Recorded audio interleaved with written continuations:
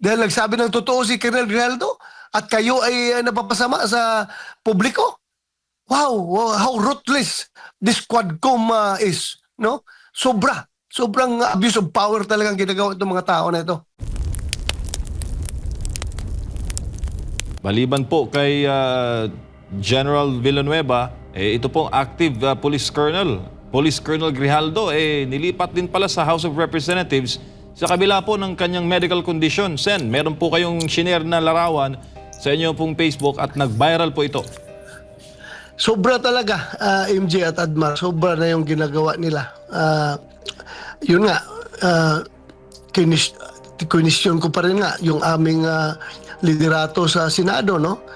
Sinabi ko, alam nyo, pag ganito palagi mangyayari, chances are yung mga tao na who are trying to seek redress dito sa Senado because of the abuses that they are experiencing from the lower house, ay mawala na ng pag-asa sa buhay dahil iniisip nila, titingnan nila. Pumunta ako sa Senado, nagsalita ako ng katotohanan para malaman ng taong bayan kung anong nangyayari. And yet, hindi ako kayang dipinsahan ng Senado. Ngayon, ito, nirisbakan ako ng House of Representatives, kinulong ako ngayon dahil galit sila sa aking pagsawalat sa katotohanan. So, ngayon, imbis na iniisip ng mga tao, no, because talagang kahit na yung aming mga predecessor sa Senado at saka kami ngayon at ang taong bayan, they are hoping and they are claiming that the Senate is the last bastion of democracy. Kung ang lahat ng ibang mga ahensya ng gobyerno ay nawawala na ng nawawala ng saysay sa kanilang demokrasya, pero ang Senado ay nandyan para mangingibabaw ang demokrasya sa buong Pilipinas. Pero with what is happening, baka magdalawang isip na yung ibang tao na hindi na ako pupunta sa Senado, hindi na ako magsalita dyan ng katotohanan, hindi pala ako kayang dipinsahan. Ngayon tuloy, ako tuloy ngayon nirisbakan dito sa mga tinamaan sa aking pananalita, pawang katotohanan at tama lang na kinulong tuloy ako ngayon dito. So, masakit para sa akin na parang bang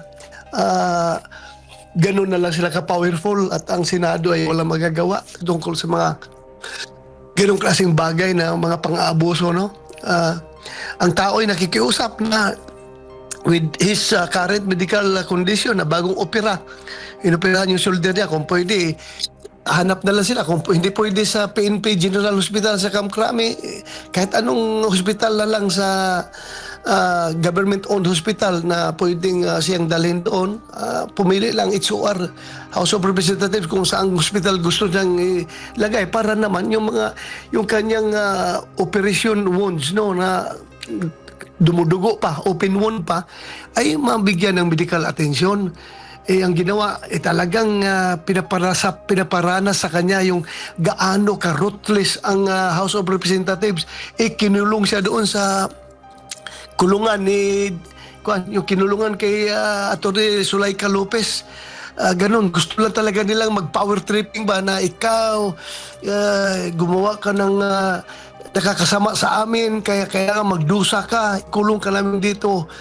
Hindi mo lang dinala sa ospital. So sobra kaya nasabi ko, kung ako ang Chief PNP, I will never allow any of my men to experience this kind of maltreatment, this kind of injustice na ginagawa nila ngayon sa isang police colonel.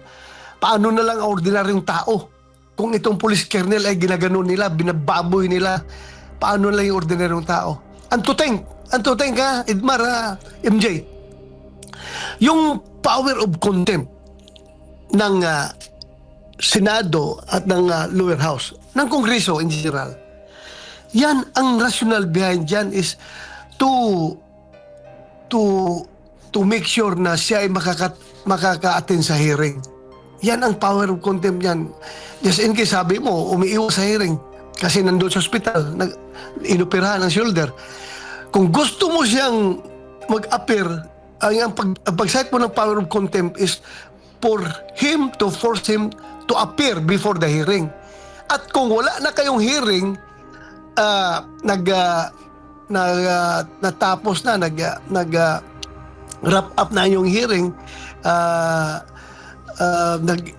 terminated ang inyong hearing like what they have said, tapos na yung last hearing na nila yun, ano pang purpose para kunin mo yung tao sa ospital at dalhin sa House of Representatives para lang ipakita mo yung power mo over sa kanya? Mali po yun. Dahil ang Kongreso po ay walang power, hindi kami korte na magpataw ng punishment. Ang ginagawa lang ngayon kay Grijaldo is punishment yun. Punishment yun sa kanyang sinasabi na hindi maganda na napasama yung napasama daw yung napasama yung imahe ng Quadcom. Punishment yung ginagawa nila, hindi yun yung to compel his presence during the hearing dahil wala ng hearing. Tapos na, nag-terminate na yung kailangang investigation. Ang rule of thumb nga dyan, if kung meron kang kinontempt, then tapos na yung hearing mo, nag-close ka na, nag-terminate ka na, by all means, i-release mo yung mga pinagkukontempt mo. Ganun po yan. Hindi yan punishment yung citation of contempt. Citation for contempt. Hindi yan punishment, kundi to ensure his presence during the hearing. Eh ngayon, wala nang hearing, bakit mo pa ikukulong yung tao? Dahil lang, galit kayo. Dahil nagsabi ng totoo si Colonel Grijaldo at kayo ay napapasama sa publiko. Wow, how ruthless this Quadcom is, no? Sobrang abuse of power talagang ginagawa itong mga tao na ito.